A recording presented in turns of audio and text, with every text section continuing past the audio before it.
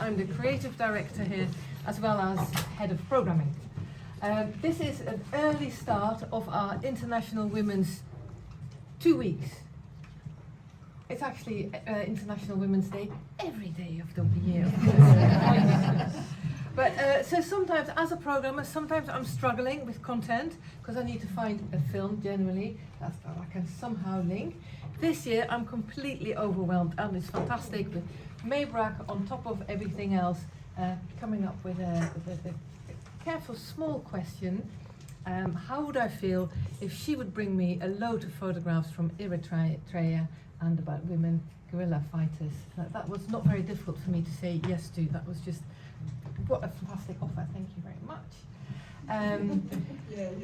I do want you to please have a look at what else is on. Really, I've got fantastic films. I've got a film called Vindication Swim, which is made locally, about a woman who swam the canal twice locally here. It's a great film.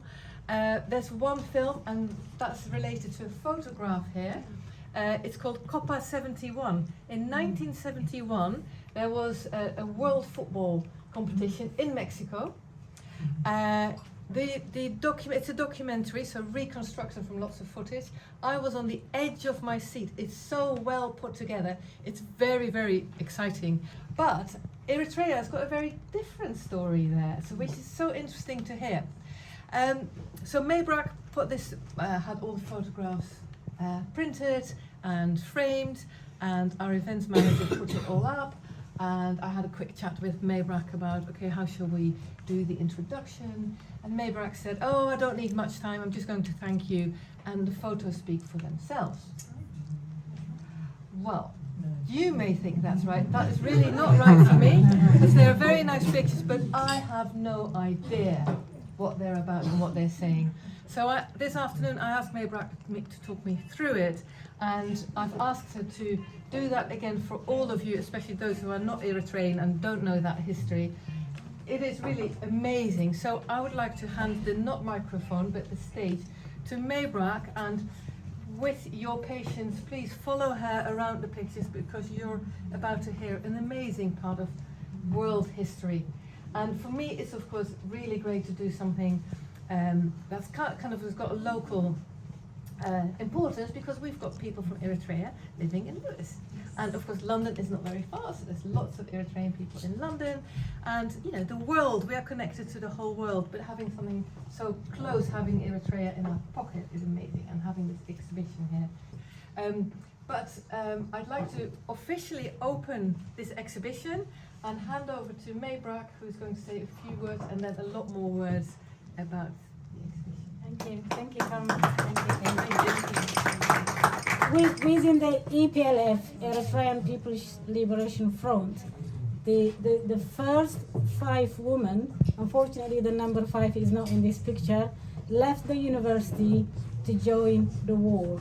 We have to dig a lot of trenches to protect ourselves from the air bombardments, from the Ethiopian missiles. Ethiopia was very well supported by the US and then by the USSR.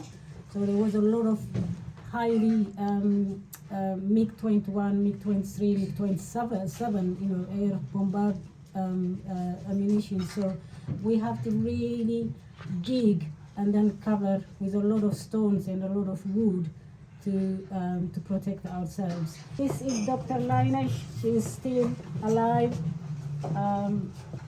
educated as a medical, dentist surgeon in the United States. But when she finished her education, she joined she is one of the well regarded because she developed a lot of doctors. Comrade Fana and all her villages would be trained to protect themselves from the Ethiopian enemy. Because what happened is when Ethiopia comes to the village, they just don't kill the people, but they burn the houses as well. They burn the wheat fields, all that kind of thing. So this woman would try to have their Kalashnikovs and protect their community, protect their own livelihoods. And if enemy is coming, they will also have an information channel to let the freedom fighters know. ህዝባዊ ግንባር ዘይዓርፍ ታሪኽ ንያቱ ማህደር ጅግንነት ሓወልቱ ህዝባዊ ግንባረይ ውሉድ ዝሓልኣል ህዝበየ ጽንዓቱ ንዓለም ዘርአየ ላላይ የኸይ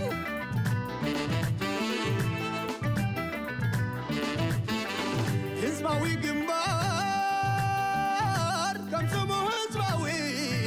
ባህር ኸብዱ ጽኑዕ ዓረማዊ ንሽግር ብጥበብ ዝፈትሕ ብዓቕሊ ወሕስሪ ሙእሙን ሃገራዊ.